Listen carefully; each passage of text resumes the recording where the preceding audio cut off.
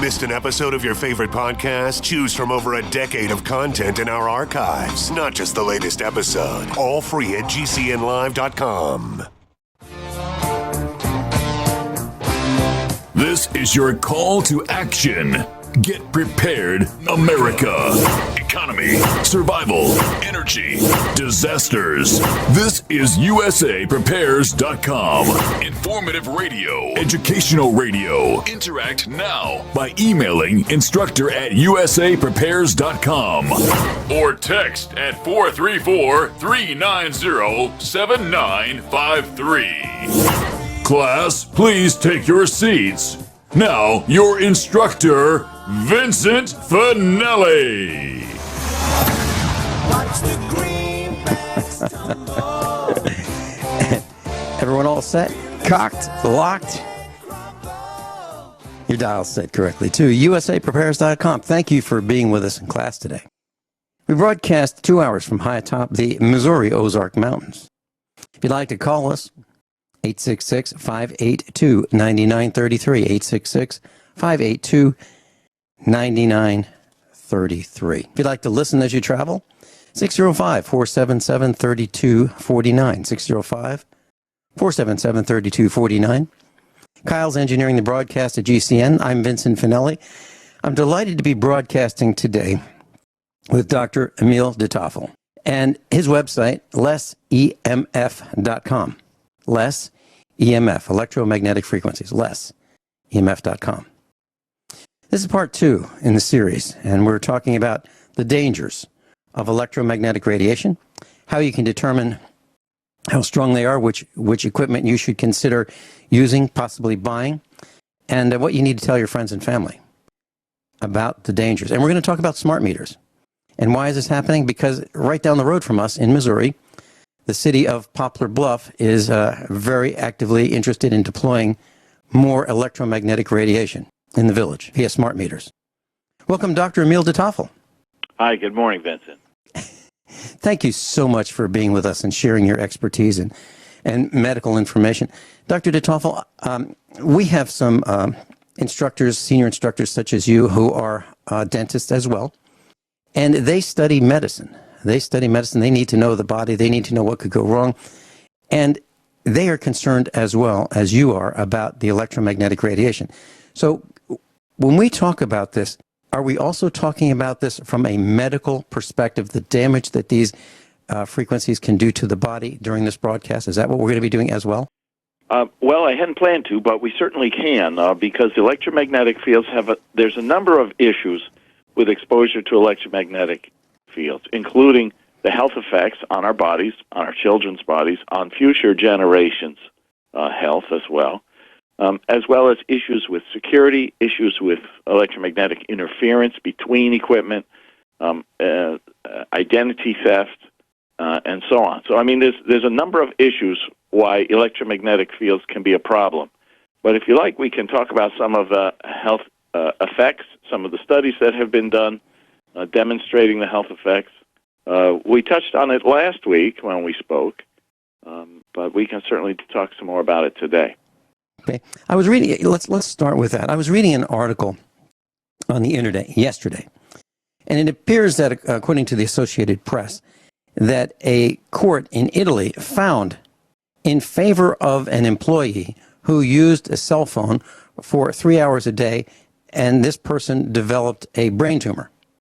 And the court said, yeah, this is it. It ties the electromagnetic radiation, the microwave radiation coming from that little tiny cell phone that he had next to his head. He used it 3 hours a day, and they said, well, you know what? 3 hours, that's a lot. That's a lot. Maybe, you shouldn't use it so much, and maybe 1 hour a day would have been better.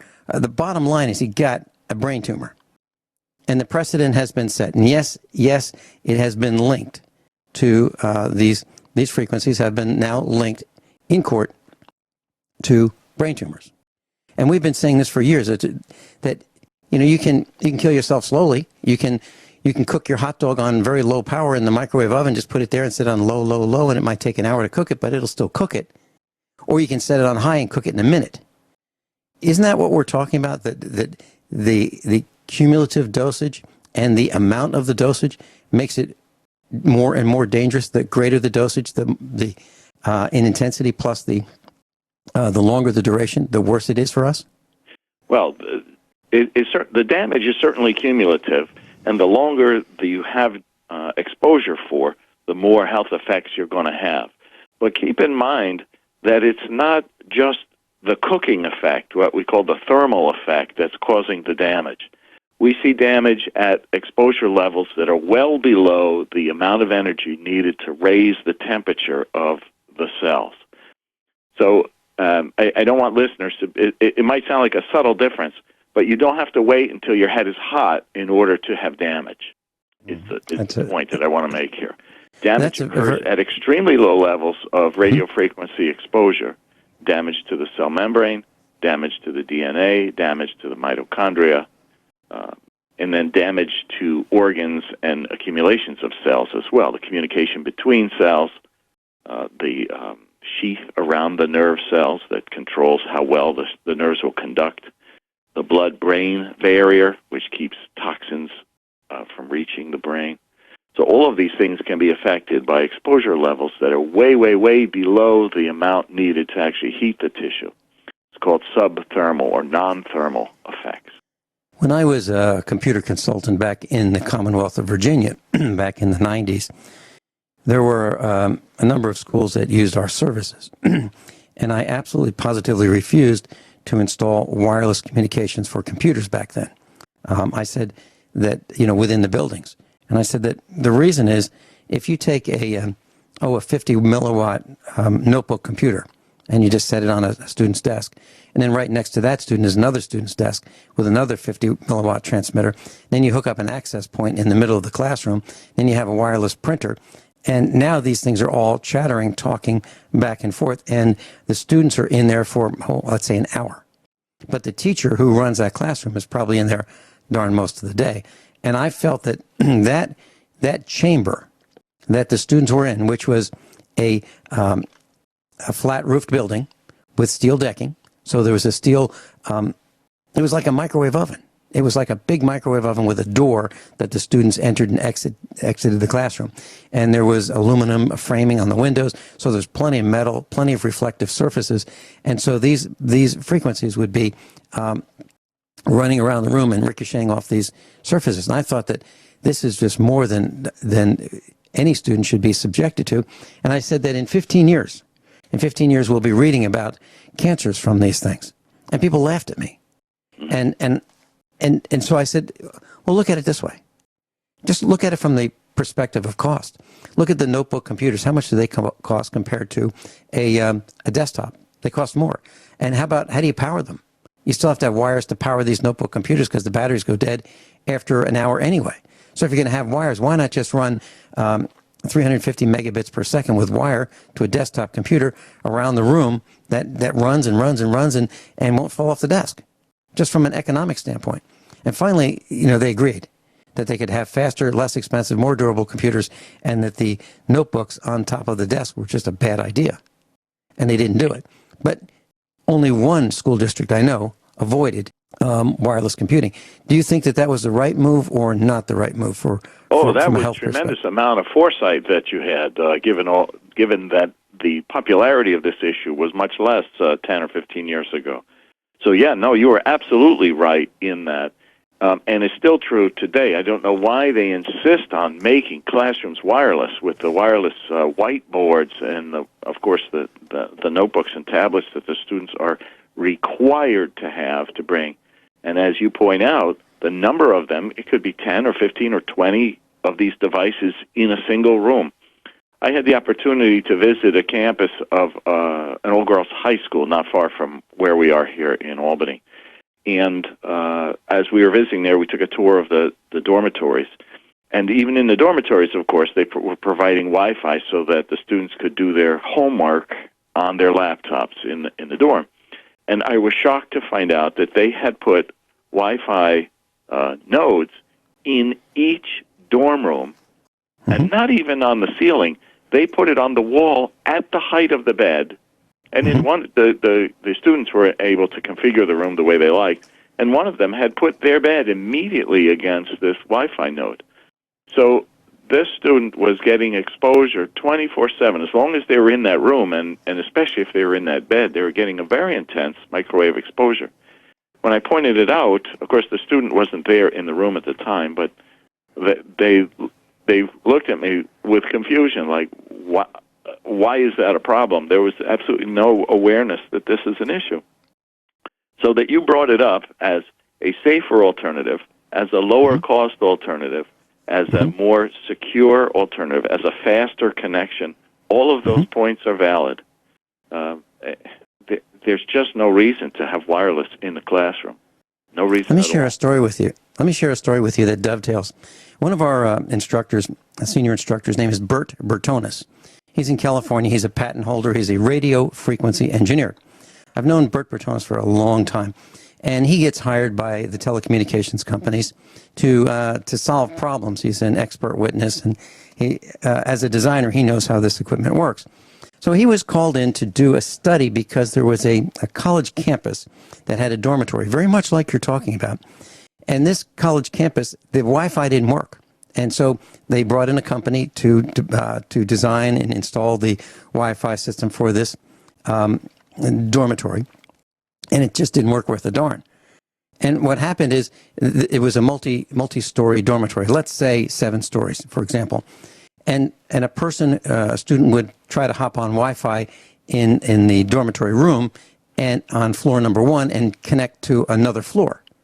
So you wouldn't necessarily be connecting to the hotspot, the Wi-Fi access point in your local area. It would be up the building, down the building, somewhere, but not necessarily the closest one to you. So what he did was before he got involved, they brought the company back in and they kept tweaking it, and it didn't make it any better. So they brought him in, and he looked at it, and he looked at what they did. Their solution was, if you couldn't get access to the access point closest to you, the Wi-Fi router, they would turn up the intensity. They would turn up the transmission level so that it would transmit a stronger and stronger and stronger signal. And the point was, the signals were so strong, they were interacting with each other, and hardly anybody could get on. But the electromagnetic radiation was way worse than it should have been. What he did was he went into the routers and he said, okay, if we can set it from 1 to 100, and 100 being the most intense signal, let's bring it down to 10. He brought them all down, and it worked great. But still, all the students were being blasted at a lower level, but yet they were still being blasted. That's Dr. Emil de Toffel's with us, and his website is lessemf.com. Dr. de Toffel, you know, when you go to the dentist, I've never heard a dentist say to me, hey, Vinny, we're having a special. I can get you 3 x-rays, instead of 1. So why don't we just do 3 or 4? As a matter of fact, why don't we do a lot more? Your website is less EMF, less electromagnetic frequencies rather than more, right? Yes, that's right. No, I don't think you'd see a dentist advocating for more x-rays. The less the better. And the reason for that is it's dangerous, right? It's dangerous. There's some danger associated with exposure to x-rays. That's right. I mean, there's some benefit as well in terms of the information gained so that the dentist can do the appropriate treatment. And so it's a trade-off like so many things. Taking medication, taking high blood pressure medications is dangerous. You're watching all the ads on TV. Every one of them lists the danger of taking any given medication. But there's also, hopefully some benefits to doing it. In the case of, electromagnetic fields from our Wi-Fi and cell phones and so on, there's obviously a benefit, the convenience of having a wireless device and all that goes with that. But what's not described are the dangers. The Surgeon General's warning that's on the side of the cigarette pack is very buried very deeply in your cell phone literature and not present at all in your Wi-Fi literature. So there's a skewing of the information that the public has, as well that there's some confusion in the literature, certainly in the press, when scientific literature becomes available about the health effects of electromagnetic fields, like we talked about last time, where some of it will come out and say, yes, we've associated brain tumors with exposure to cell phones, for example. And then another study will come out and say, well, it's inconclusive. We weren't able to determine if there was a correlation. And, I don't know how many studies you need to have that show that there is a correlation before people stop thinking there's a controversy. Just because some studies are not finding it, they may be looking in the wrong place or looking in the wrong way at the data to come up with their conclusions. So, in my way of thinking, if you have one study that shows, yes, there's a correlation, then it doesn't matter how many studies didn't find it. They weren't looking in the right way, and this one study did look in the right way. I mean, you can't find something that isn't there. So if someone finds it, it's there.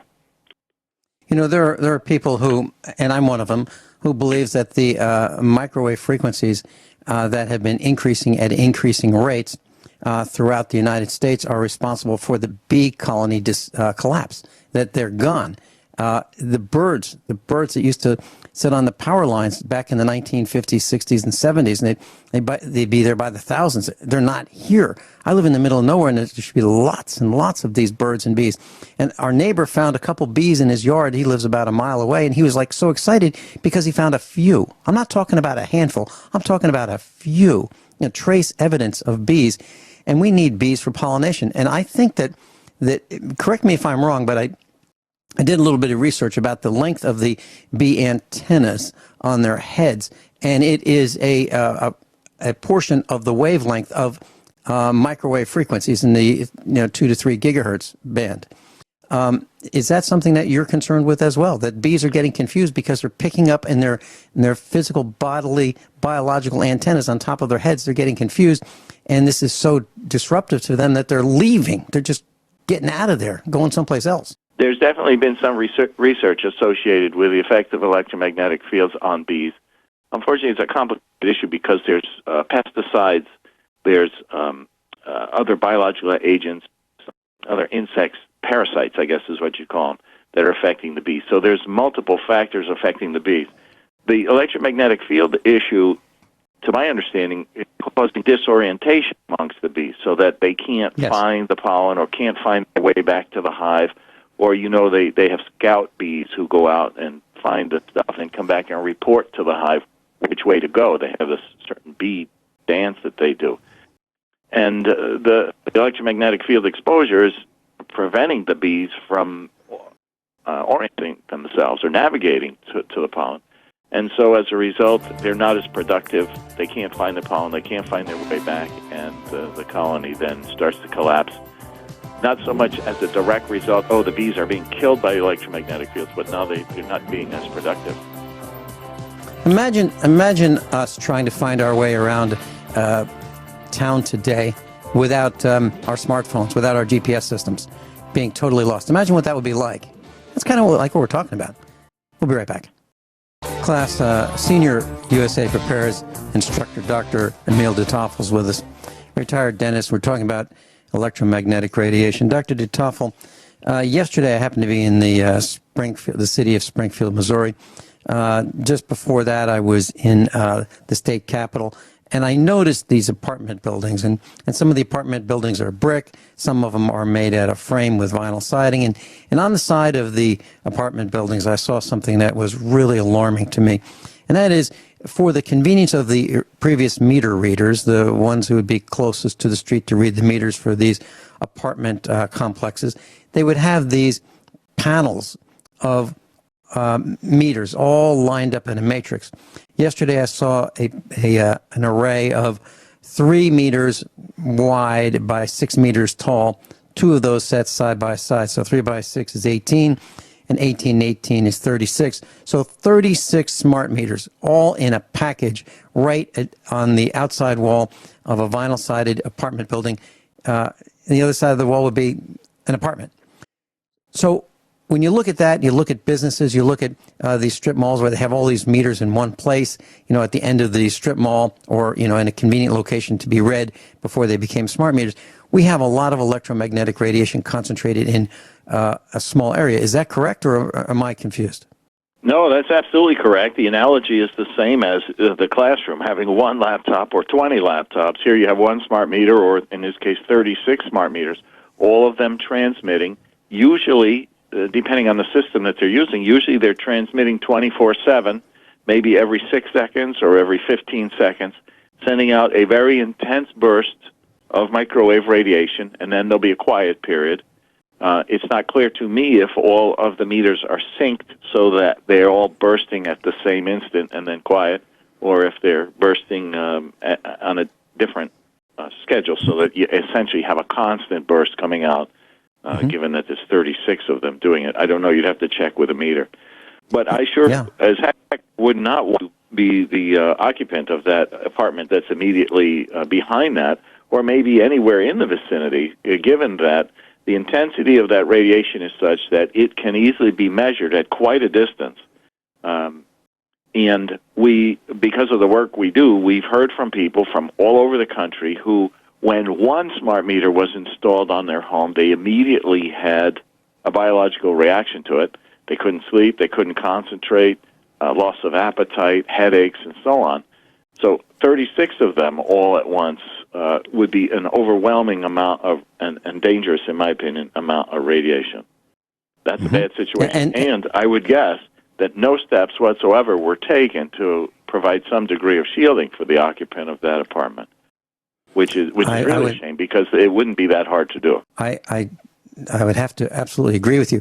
I'm looking at a website. It's called greentechmedia.com. And this post was from October 27th, 2009, 8 years ago. It says the Department of Energy on Tuesday named 100 smart grid projects winners of $3.4 billion in stimulus. Now, that's half. So it's a matching grant. $3.4 billion comes out of our wallets and gets given to companies who want to deploy these smart meters.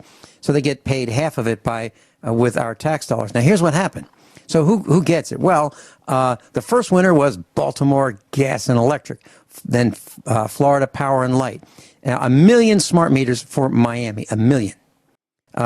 Funded projects are expected to install 1.8 million meters over the coming years. That would be in the Florida area. And it goes on and on to say how this is great news, great jobs. We're going to have these smart meters everywhere. So where are they going? Well, according to this post, projects in Arizona, Connecticut, Louisiana, Maryland, Michigan, Missouri, North Carolina, Nevada, Oklahoma, and Wyoming, as well as Washington, District of Criminals, are all involved in deploying these smart meters. And it's billions, well, it's $6.8 billion total. And so the Department of Revenue is running this. Whirlpool jumps on, and they are planning to produce 1 million smart dryers. So appliances. They're going to connect appliances to this. Then you have an Idaho-based M2M, the letter M, the number 2, the letter M. Communications won a $2.2 million grant to expand California's Central Valley system, a remote water, this system controls water pumps for irrigation. So they're going to measure the instantaneous use of electricity and run down how much water is being used through a conversion, I'm sure. Then there's, 550,000 smart meters are going to be deployed in a Salt River project. The list goes on and on. San Diego, all over. South Mississippi, they're only going to put in 240,000 smart meters. The point is they are going to be everywhere talking, communicating, nonstop, all kinds of chatter. And what we're hearing from the people who are representing us, they're saying they only transmit like a minute a day. Really, but there's background chatter that goes on 24/7. Background chatter from meter to tower. And that is my concern, because I don't know how we will be able to get away from this other than being putting ourselves in a suit of armor. Is there a way? I don't know of one. There are things that you can do, for sure. If you've got one of these things on your house, there is shielding that you can put on the meter outside, and there is shielding that you can put on the wall, on the interior part of the wall, in the vicinity of where the smart meter is located, to effectively shield that radiation from coming into the house. Keep in mind, though, there's really 3 things going on in terms of electromagnetic exposure. 3 things going on with smart meters. You have the so-called smart signal, which is a microwave burst that is occurring, as I say, every 5 seconds, every 10, 15 seconds, depending on the system you have. And that would be shielded by the two mechanisms that I just mentioned, the shield on the outside and the shield on the inside. The second thing that you have going on is that the way the smart meter is designed, it injects what's called dirty electricity or a high-frequency signal into the wiring, which enters the home and then circulates throughout the home on the wiring and then is broadcast from the wiring. So this is not a microwave signal. This is a kilohertz frequency signal, also very biologically active, and this cannot be shielded per se, but it can be filtered out of the system. And third, of course, you've got the normal electricity, which passes through the meter as it's measured and then coming into the house for use. And this is producing an electric and a magnetic field, like it always did when you had the old analog meters. But that if that meter is located, say, near a bedroom, you might have your bed up against that wall. That's an area of high exposure that should be considered as well. So there's actually three potential electromagnetic dangers coming from a smart meter. So if you've got one on your home, if you've got it and it's placed on the garage, let's say, which is a little bit away from the main living area, that's a much better situation than if you've got it mounted right on the bedroom or right on the kitchen wall, where people spending a lot of time, 8 hours a day, maybe more, and of course proximity matters. The closer you are to a flame, the hotter it is, and this is the same way here. The closer you are to the source of the EMF, the more intense the radiation is. So if you haven't, go out and take a look. If you've got a meter on your electric meter on your building that has a digital display, that's as opposed to those little dials that we used to have, then that's a smart meter. And pay attention to where this thing is located. What's immediately on the opposite side of that wall? Is it your living room? Is it your bedroom? Is it your bathroom? Who knows what it will be. Pay attention as well to where the power drop comes in. Is it coming in overhead and then running down the outside of the home to the meter and then perhaps running down from there into the basement where the circuit breaker panel or fuse box might be located? Or is it taking some other path, coming underground, coming up to the thing, and then going up and over the home? Depending on different parts of the country, some places don't have basements and so on, so they have to do different wiring configurations. So give a little bit of thought to the wiring itself, because the wiring is going to be emitting the electromagnetic fields as well. It's not just the meter itself. And to the point, Vincent, that you made just a moment ago, just this morning I got an article across my desk.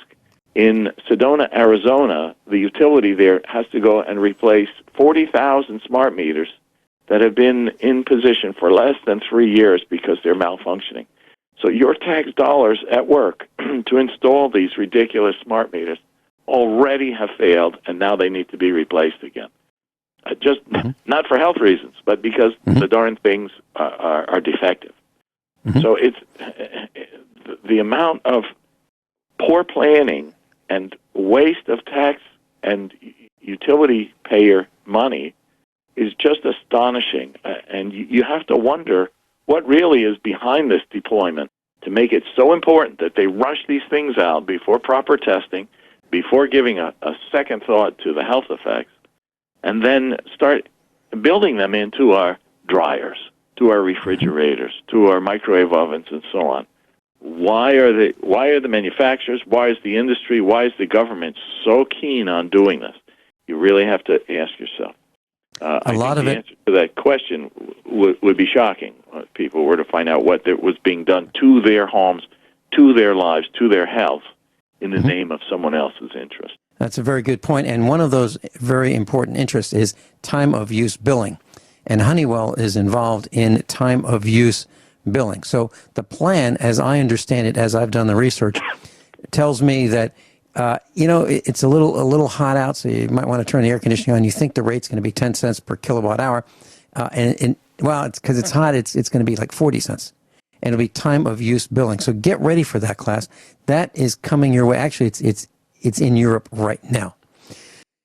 Dr. DeToffel, we talked about the smart meters, but there's also another problem. That's the transformers. And if you look in cities, they have these transformers on power poles. And if you look outside your window, class, if you live on a city street, you might find that there's one of these round cans that is pretty large, typically gray, wires coming out of the top of it, and they're on most power poles. They are step-down transformers to bring the voltage down from the transmission line that runs down up and down the road to a lower voltage to your house. Well, typically they're within 125 feet of your bedroom. That's another problem. When we come back, Dr. DeToffel, can you tell us what device do you recommend from your company, lessemf.com? What do we start with? What's the first device to determine smart meter electromagnetic radiation, and what other kinds of meters should we consider purchasing from you to get this knowledge out to those who can stop it? Class senior instructor Dr. Emil DeToffel is with us. I'd like to give you his company's phone number, 518-608-6479, 518-608-6479. And that's lessemf.com, lessemf.com. And on page 1 of USA Prepares is a post that says the dangers of electromagnetic radiation. It also lists Mario Cafaldi. He'll be on with the second hour about colloidal silver. And the links to these two websites, hour number 1 and hour number 2, are on page 1 of USA Prepares. Dr. DeToffel, please tell us, what is the first, second, and third meters of choice to protect ourselves? That's a great question, because without a meter, you can guess about what's going on in your home, but you won't know. You won't be able to choose the right kind of shielding, and you won't be able to install it in the right place. As well, you'll miss various sources, and worse, you may buy shielding for something you don't need. So I would recommend starting with a meter. Get a general purpose meter. There's lots and lots of meters to choose from, some very specific and sophisticated, but a general purpose meter is going to be plenty accurate for going around your home and identifying hot spots, and then determining what is the source for each hot spot. So I'm interested in your from your website. That's what I mean.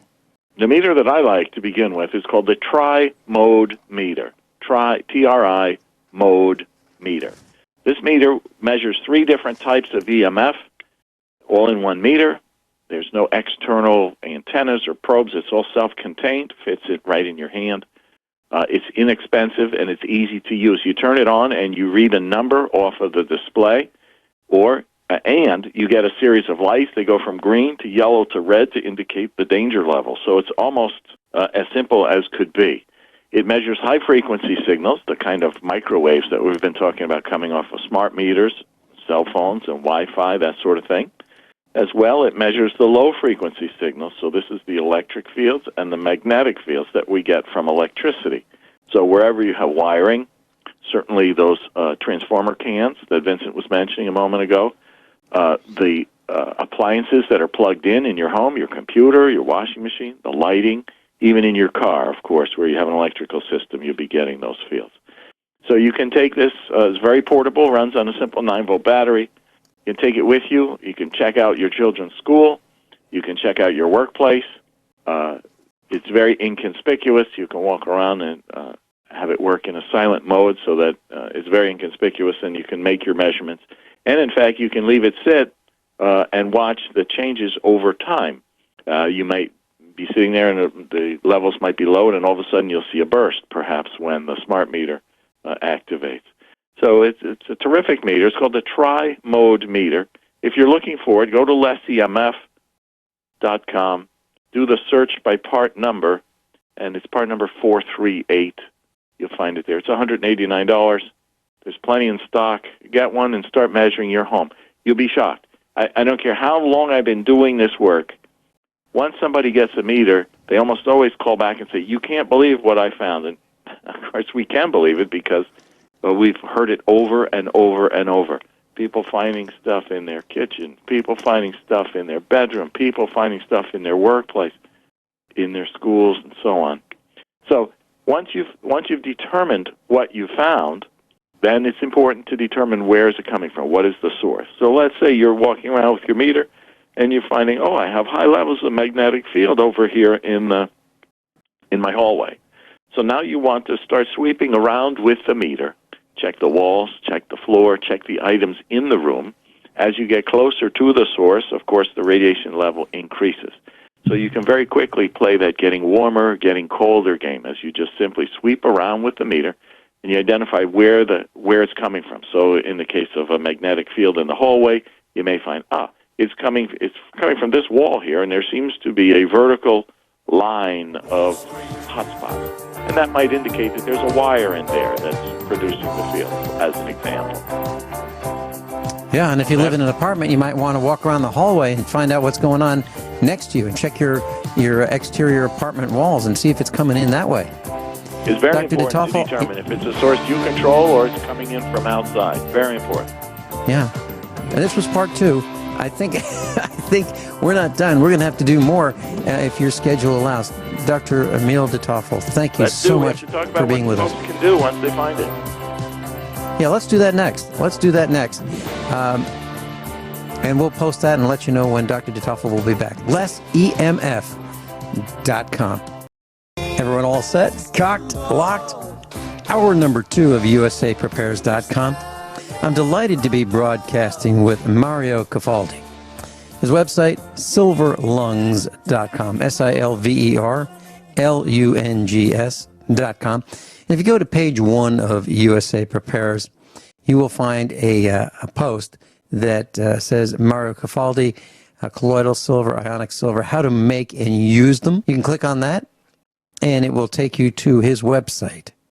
Also, you can go to the instructors tab at USA Prepares, and it'll take you to a link where you can find Mario Cafaldi's Silver Lungs website. Welcome, Mario. Hi there.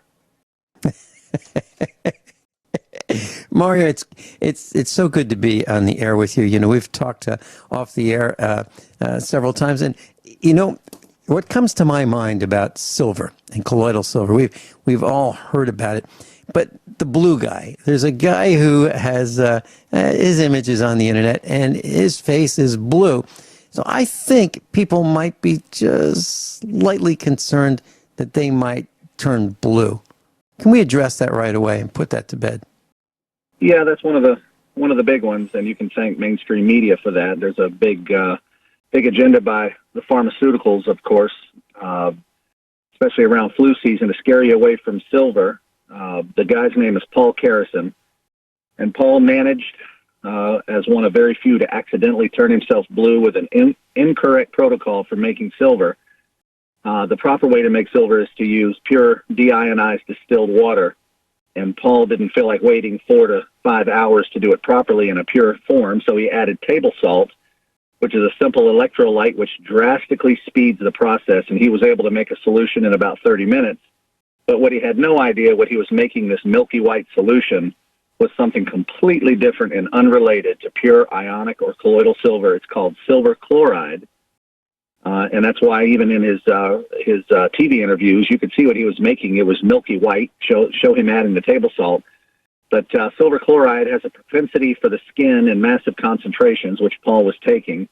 And when you go out into the sunlight or lay in a tanning bed, the silver chloride dissociates into chlorine, leaves the silver behind. The chlorine escapes as gas, and it's an inside-out tattoo of plated silver. And there's about 200 people in world history that have accidentally figured out how to do this. Out of tens of millions of colloidal silver users, that number is 0. It's a non-existent thing. It's silly to even mention it. It's not a mass problem. There aren't people showing up left and right with argyria, which is what the skin condition is called. It's just something that they run around flu season whenever they're promoting their shots, and they put Paul on TV as fast as they can. And they tell you if you go to the health store and you take colloidal or ionic silver, you will wake up the next day and look like Paul. And there's 200 people in history that have ever done that. Mm-hmm. So sadly, that's one of the big fear tactics. But there's a specific formula of how to turn blue, and you'd have to almost be a chemist to know how to do it. It again, is non-existent. I would not concern yourself with that. Okay, wonderful. So why don't we just take a couple minutes and talk about what is, there are several terms that are heard on the internet and broadcasting: ionic silver, colloidal silver, protein silver, and citrate silver. What are the differences, if we could just have a thumbnail about that, and then let's get into how to make it? Well, the majority is what you find in places like Vitamin Shop or GNC or Swanson or General Health stores. They're what you call low concentration silver forms. Low does not mean bad. Don't ever take that word to mean bad or wrong or weak or incorrect. 10 to 20 ppm is very common. 30 is the next most common. Those are going to be in the form of what's called ionic silver, which 90% of those will be ionic silver. Very few of those will be actual colloidal silver, or the definition, true definition, meaning true colloidal silver. True does not mean better. It just means that specific type by proper definition. Citrate silver is becoming more popular. A lot of the manufacturers that advertise it don't bother to tell you that there's citric acid in it. Citric acid is designed to allow the ionic silver to go to 200 part per million. One of the big marketing things, and it's a simple stab that the folks that sell this stuff take, is concentration. They try to make fun of the weak forms, the 10, the 20, say it's not enough, when of course that's what got this entire industry founded hundreds of years ago. They try to just tell you that, a few drops of this is equal to what would be, a tablespoon of the other type of silver. But the three forms of silver that have caused argyria, there's three. Protein silver, as you mentioned, citrate silver, silver with fulvic acid, which I think some people call fulvate silver, and then the silver chloride that Paul was taking in massive concentrations. As far as regular plain, by definition, ionic silver, which is what 90% of most home generators make, or true colloidal silver, which means just metal particles of silver. No citric acid, no fulvic acid, no mild silver protein, just the pure form of silver. There are no cases of argyria related to these whatsoever. That's another way to tie in, again, the concern about argyria. There are traces of silver oxide, which are in many solutions. That's fine. That just dissociates back into free oxygen and ionic silver in the stomach when ingested. But the main forms that you see over the counter are colloidal silver and ionic silver. But the one big thing to remember is all companies are forced to call their silver solution colloidal. The reason why is because it's the only word that the general consumer knows. So even if it's absolutely not colloidal silver, it's still going to be called colloidal silver. Every single brand, whether it's mild silver protein or any of the others. So I guess you really have five forms. Ionic silver and colloidal silver would be the main forms on the market. So, Mario Cafaldi, if someone wants to buy colloidal silver pre-manufactured in a bottle, are they all the same? I mean, other than the concentration, are they the same? If they say colloidal silver, it sounds like they're not the same. They're not the same, but as far as most places that you buy, the big brands, the really big brands that promote silver, are ionic silver, which always implies a little bit of silver oxide. That's of no concern. You should just consider that entire thing ionic silver. They'll still call it colloidal silver, and they'll still defend that that's what it's supposed to be called, but they're using that term loosely. Most over-the-counter silver supplements are safe. None of them are toxic. That's the great part about silver. Silver is the least toxic metal in the periodic table. Every other metal, calcium, magnesium, zinc, iron, cobalt, vanadium, gold, copper, iron, all of these other metals carry toxicities. It's extremely hard to tie a toxicity to pure silver. I mean pure silver, not silver nitrate or something like that, but pure silver. But most, again, are going to be ionic silver. Regardless, they're still going to be called colloidal silver. All of these are safe over the counter. If you see a silver solution that says 10 ppm, 20 ppm, 30 ppm, you're almost guaranteed that is one of those three forms: silver oxide, ionic silver, or what I call true colloidal silver. And again, true does not mean better. It just means true by exact definition of true colloidal silver. Okay. Now, when you say ppm, we're talking about parts per million, right? We're talking about atomic size, correct? Well, actually, parts per million is just a concentration measurement, completely unrelated to size. I think the parts... Well, I meant the number of atoms. Is that what we're talking about? No, it wouldn't be the number of atoms. It's the weight of the silver versus the weight of the water, in other words. It's part per million or part per billion or part per trillion. These are measurements used to measure ultra-diluted concentrations, things that are just tiny, what you would call traces of that metal in solution, because the water so far outweighs the concentration of silver, you measure it in billions or trillions or millions, in other words. So it's just a concentration. It has nothing to do whatsoever with particle size or the kind of silver. It's absolutely unrelated. It's just the weight of silver versus the weight of water. How much silver, how much water. So 5 parts per million has half the concentration of 10 parts per million. That's it. That's all that it means. 5 parts per million of silver to a million parts to water. That's all that it means.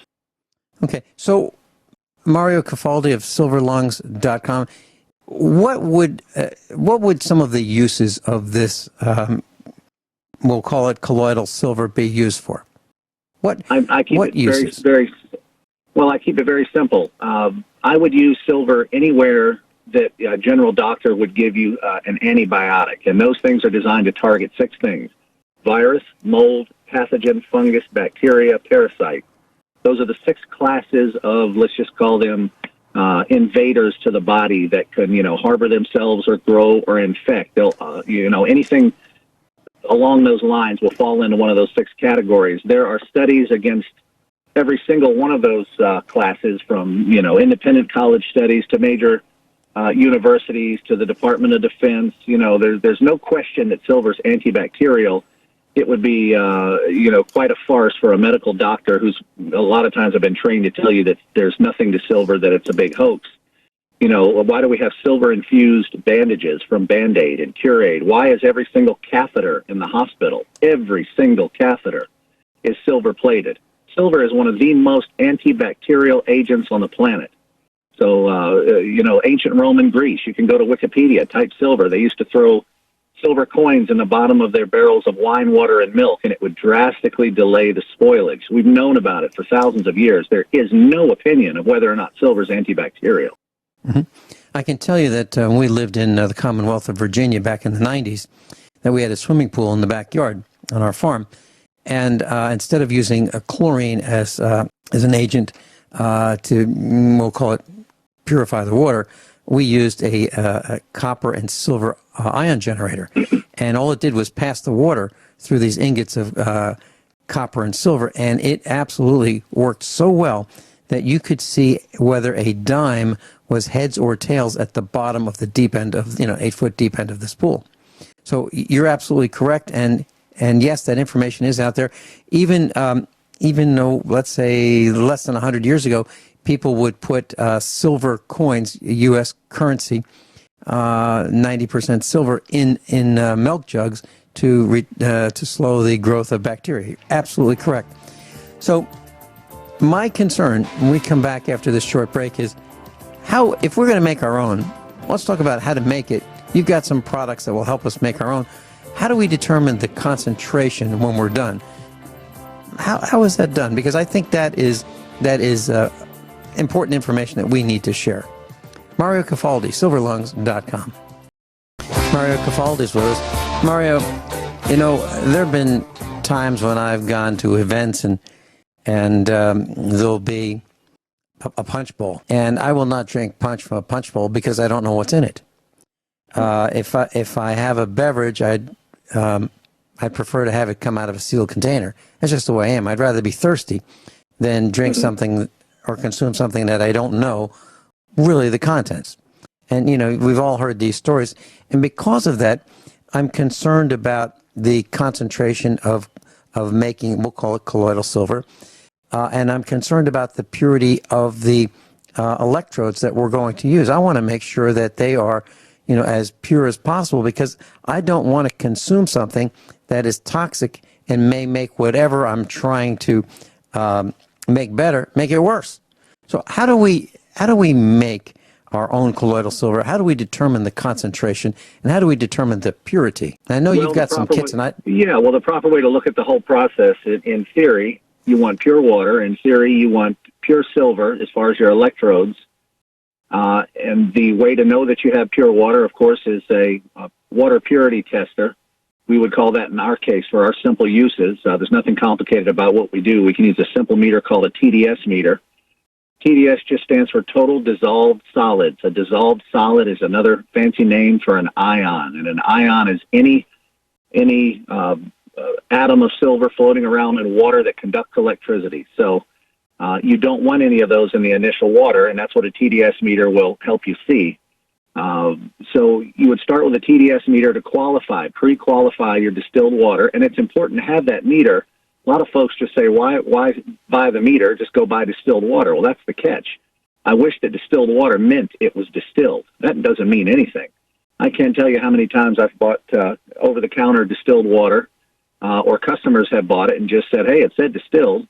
And they go home and the generator cuts off the second that they start it. And that's because this is actually spring water that they've rebottled, thinking that no one would ever know the difference. So regardless, you don't just cross your fingers and hope that you're working with distilled water. You have to pre-qualify it, and that's what the included water test meter in our kit is for. So once you get a quality reading of 0, you don't want to see anything on the meter. 0 means there's nothing else in the water that would be of any conflict with the chemistry of silver once it's dissolved. You don't have to worry about making any silver hybrids or compounds. So once we've pre-qualified our water, obviously the glass container, the flask that we use on top of our generator needs to be pre-cleaned. You just double rinse it with the distilled water that you've already pre-qualified. That's good. Clean your stirring bar that goes inside. Clean your electrodes. The electrodes come from the Royal Canadian Mint, and then we re-refine those. They already start out at 4 nines of purity. So even if we did not refine those, they're already 4 nines of purity, which means 99.99. Anything past that second 9 is of no concern. It could be arsenic at that small of a concentration. It's of no concern. And then we re-refine that at a place in Connecticut just to make sure. We re-refine it, and we have it extruded into 7-gauge wire, which is more likely to be called rods. Our electrodes are absolutely enormous. The other little silly piano string wires that the other companies provide are a little silly. But we provide rods that are actually permanent lifetime. They'll never be replaced, which is another good thing about our product. There's no maintenance or replacement items unless you lose or break anything. So we start with pure water with our water test meter. We have a clean flask, clean our stirring bar, and make sure our electrodes are clean. Fill the flask to the designated point and start the process. Once you do that, our device automatically detects the active dissolved silver in the water. It doesn't work on a timer. A timer would never, ever give you accurate results, ever. The intelligent circuitry inside the box measures the conductivity of the water, and that tells you exactly how much silver has been dissolved. You have 2 settings, 10 or 20 ppm. I don't recommend or see a need to use 10 when you can use 20, and these are already extremely low, safe concentrations. Even 100 is a safe concentration, but a lot of folks are preconditioned to the 10 ppm number because it's the most common number sold over the counter. They just like that number, or they don't understand what ppm means. They may think it's a different form of silver. But our generator does offer a setting for 10 ppm and 20 ppm. It does have an automatic shutoff, so you can set it and forget it. You don't have to attend to it. It knows exactly when to cut off, and you don't even need to measure it at the end of the process. You can if you want to. The water meter will provide a good measurement. But it is a self-maintaining product, very simple to use, nothing intimidating about it at all. And when we come back, would you tell us the power requirements? What is necessary? What type of electricity is necessary for this to operate? And how long does it take? Mario Cafaldi. Mario Cafaldi, during the break, I did a little bit of looking at alternatives to your company's product. And for $43, I could buy 16-ounce bottle of colloidal silver. For the price of about, actually, a gallon, if I bought a gallon of colloidal silver, it would cost more for 1 gallon of colloidal silver than for your entire basic colloidal silver generator with everything that you need to generate. And I guess what we're saying is a lifetime supply of colloidal silver. Is that right?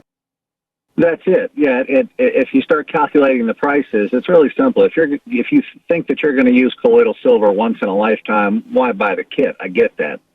If you drink distilled water all the time, you should probably make your own instead of buying it all the time. So to keep silver around, in an emergency or help friends, family, neighbors, pets, anything, it almost makes sense to have a generator if you think that you're going to be using silver for life. And I don't see why you wouldn't.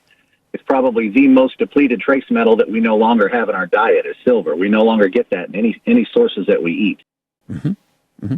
Now, what about, so tell us, I'm fascinated with what your basic kit.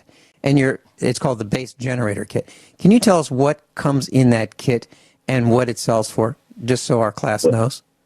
Well, it sells for $299.99, and I designed that particular kit for the folks that already have, at minimum, a water test meter. That's not an optional piece. You have to have that, unless you happen to know somehow or another that your source of water, unless someone else pre-qualified it or measured it, you really do need the water test meter. It's a surety to know that you've worked with clean water to begin with. I do not include that in that kit because folks may want the generator but say, hey, I don't want to spend another $25 for something I already have. So that's the most stripped-down version. That's just the generator. No glassware, no laser pointer. Whereas our two versions of our deluxe kit come with the laser pointer that allows you to shine through the water at the end of the process to make sure that you don't see large debris and particulate, which would mean something was wrong with your source water or your process. It's just a visual quality check, a very simple visual quality check. And the deluxe kits also come with glassware because the effectiveness of silver is only as good as you direct it. In other words, your bullet is no good unless you hit the target.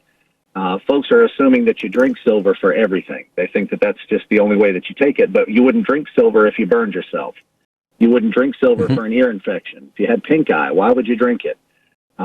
Silver needs to be applied as logically as possible, directly to the source, and that's why you would need an eyedropper, an eardropper, a nasal irrigator, a topical sprayer, and then, of course, the pioneering approach that I've invented for our product and for silver ingestion is through a nebulizer. And you have to remember the value of the nebulizer is it means direct, instant bloodstream delivery. And just so that you understand what that means, silver goes through a considerable degradation process in the stomach. You don't get, when it comes past the stomach, you don't get the same silver that you started with. The chemistry of the stomach alters what you've ingested orally. By bypassing the stomach and breathing it through a nebulizer, you have completely skipped that process and you've gone instantly in the bloodstream. And what that means is that the original particle sizes, which are the smallest, are entered or injected instantly in the bloodstream, and the particle size is everything. That's not a side issue. It's everything. So outside of injecting with a needle intravenously, there would be nothing better than nebulizing. And, of course, that's the 3 layers of our kits. The base kit just lets you make the water. You have your own water test meter. The deluxe kit without nebulizer comes with glassware, a water test meter, and the laser pointer. And then the deluxe kit with nebulizer is the nebulizer, the laser pointer, the glassware, and, of course, the silver generator. Okay. How long can we store the silver solution that we make? How long and how do we store it? Yeah, that's very subjective. In a perfect world, if you know that the storage container you're putting it in is contamination-free and the solution doesn't freeze, technically it should stay for years. That means, 3 to 5.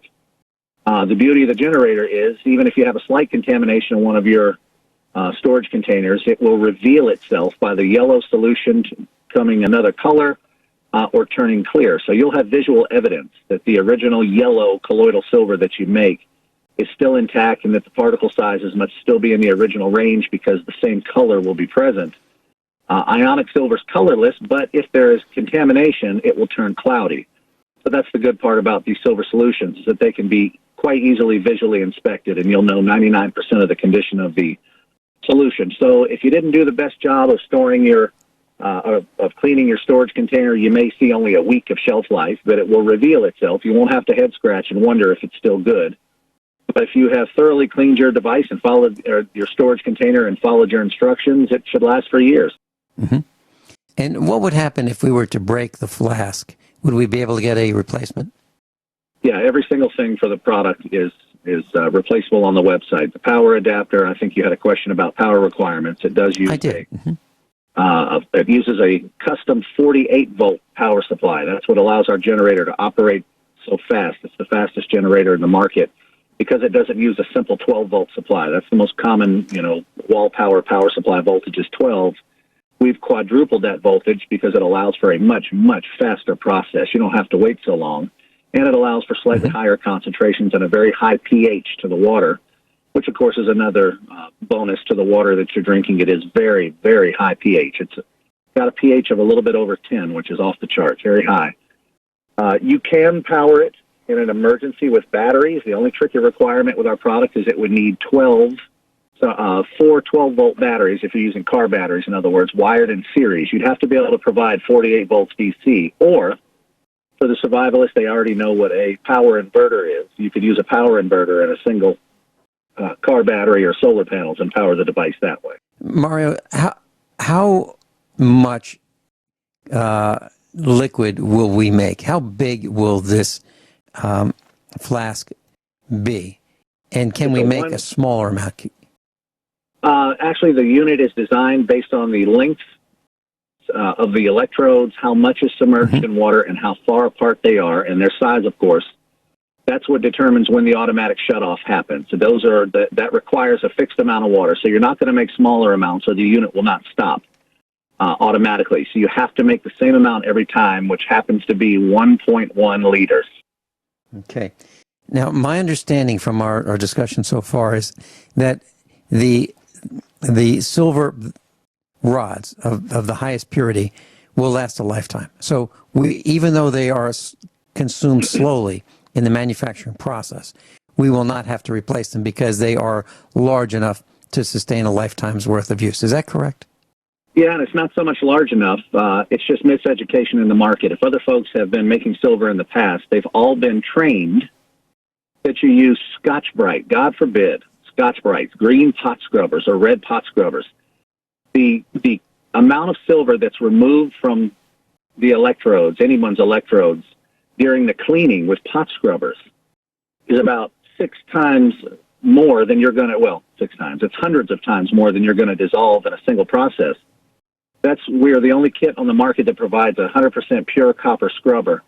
And I don't even like to use the word scrubber because it's not doing that at all. Copper and silver have a very similar metallic hardness, so they complement each other. So when you use a 100% pure copper scrubber, they actually make the electrodes mirror. They look like a piece of chrome, like a chrome wheel. They're polished, so it just takes off the minimum amount of silver needed to get rid of the fuzz that's left over after a batch of dissolving. When you treat the rods that way, anyone's rods would last a lifetime because the amount of silver you're dissolving off is so tiny. In the silver dissolving process, you don't have enough time in a lifetime if you let it run 24/7 for the rods to disappear. So proper cleaning and the fact that the rods are 3 times heavier and bigger than most electrodes on the market, between those two, you just can't replace the electrodes. You'd have to lose them to need a replacement. Mario, what you're saying sounds very intriguing to me. I really love it. Because the alternative for the typical survival-minded person, the preparedness-minded person, is let's get some 27 volts of, we get 3 9-volt batteries. 9 plus 9, 18, 27 volts. Let's get a resistor to limit the current. Let's go buy some wire on eBay and hope that everything's going to work. And we'll just stick this in a jar of water, and everything's going to be good. Well, hopefully distilled water would be even better. But I'm still concerned that if we did all that, we still would not have the assurance that the purity was right and that the concentration is right. Do you agree with that? Absolutely. And when you do what you just described, which of course is the simplest, crudest way to do it, the only thing that dissolves initially is ionic silver. Up to a certain point, if you don't get large debris or a cloudy solution, ionic silver is ionic silver. If you keep it below, a safe threshold, 10 parts per million or less, you're creating the same ions. Ions are ions are ions. They're generic clones of each other.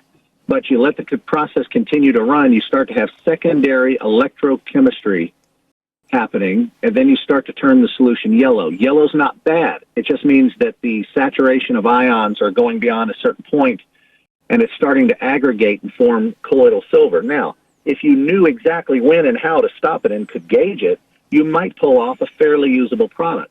But this is something that's just shooting from the hip, and every single batch is going to be different depending on the spacing of the electrodes, the water used, the temperature, endless variables. So it's not a controlled environment, and you get something different every time. With our generator, you get the exact same product every time, and we are the only product on the market that actually lets you make true colloidal silver. Again, true is not better. It's a different form, but we're the only ones that actually let you make that form if that's the form you wish to use. Topically to the skin, ionic silver is better for burns, cuts, scrapes, lesions, things like that. Internally, silver particles have been shown to be better. Silver particles are what's properly called true colloidal silver. No other generators on the market make colloidal silver. They only make ionic silver or silver oxide, period. That's why all the solutions are clear. We actually let you make ionic silver, colloidal silver, and a 50-50 blend of both. If you don't know which one is better, you have both present and active. It's a very versatile product. Let's talk about that when we come back. How do we make the blend of colloidal and ionic silver with your equipment? And by the way, it says that it'll make 4,000 gallons. We'll be right back. Class, obviously there's a lot of interest in this broadcast. I just went to TalkStreamLive.com, and of all the broadcasts that are being tracked nationally at this moment in time, this one is number 24. I really appreciate your interest in what we're discussing today, and you're staying with us. Mario Cafaldi, blend of colloidal silver and ionic silver. How do we do that with your system? Real simple. Every single generator that you see on the market, from cheap to what we offer, only creates ionic silver. That's the only thing that happens during the process. You dissolve ionic silver. You don't dissolve particles. This is the silliest thing that people purport about their product, is that particles fall off the electrodes. There's no such thing as that. It's electrochemically impossible. The only thing that happens is ionic silver. So our generator generates 10 or 20 ppm of ionic silver, and then you can optionally convert that into true colloidal silver. If you want to convert the entire solution, 90% of it, we include a simple item called a reducing agent. You electrochemically convert the ions into atoms. Atoms group together to become particles. That's how you make colloidal silver. That's how 99% of all true colloidal silver is actually made, with that process. That is an industry standard. If you only want to convert half the solution, you just use 1 drop of the included reducing agent, and it's only enough agent to convert half the ions into atoms and then into particles, and then you're left with a 50-50 blend. So you make a batch, leave it stirring. At the end, you decide if you want 50-50 or full colloidal. If you want full colloidal, you add 6. And if you want 50-50, you add 1. The extra drops in the 6 are to bring the pH of the water back down to 7, which gives it longer shelf life. That's the only reason for the additional drops. Mario, let's say our class is intrigued and they want to pursue this.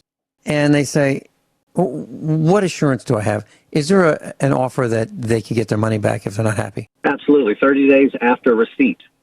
We have a back order now of a couple of weeks, but once we show the delivery of your product, you have 30 days. And, depending on, if it's unopened, we always work with that, even well beyond 30 days. If something happens for financial reasons or anything like that, we're really easy to work with. And what about telephone support, Mario? I have a feeling that there's some of us in class who'd say, I think this doesn't sound all that difficult, but I might need a little hand-holding. Are you available, or is your team available at the other end of the phone to help, or are there videos, or how do we get help? Well, there's actually a lot of our customers that have put out YouTube videos from the whole process of receiving the package, unpacking it, what to expect, setting it up so you have, unbiased views from customers. You also have some big promoters of our product that make the solutions. Binky is a big one, Beinki. He's all over YouTube, shows the process very well. Julia's by the phones, and if there's advanced tech support, of course, it goes into troubleshooting or anything like that. I'm available usually by email, but if I need to call, I will. Mm-hmm. Well, I've reached you by phone. I've been able to talk to you. Sometimes we play tag, but that same day we're able to talk, and I really appreciate that. Are there any concerns that you would like to share with those who are just saying, I'm just about ready, but not quite, that you can alleviate in the last minute or so? The only concern that people have initially that are new to this is they've been scared by the Blue Man hoax. I really call it that. Mm-hmm. The cases of that are so, it would be like saying that every person that gets in a car and drinks is going to die the next morning, when the numbers are, 1 in 100,000. It's just it's a silly metric. But the Blue Man is the big one. Silver is the least toxic metal in its pure form of any metal in the periodic table. That's another surety that you don't have to be concerned about that. Return rate, I see one return in about 300 units, and that's for financial reasons. So it's never for difficulty of use or anything like that. And, you know, I've got cows. I live on a farm, as you know, and we've got cats and dogs and chickens. And wouldn't they benefit from adding colloidal silver to their drinking water? I have dozens of customers that use it for livestock, horses, cattle, their pets. It's very, very commonly used on animals. Mario Cafaldo, thank you so much. Silverlungs.com, SILVER, lungs.com. Link on the website, usaprepares.com. Mario, again, thank you so much for being with us and sharing your time. Class, above all, honesty and integrity. What happens next is up to you.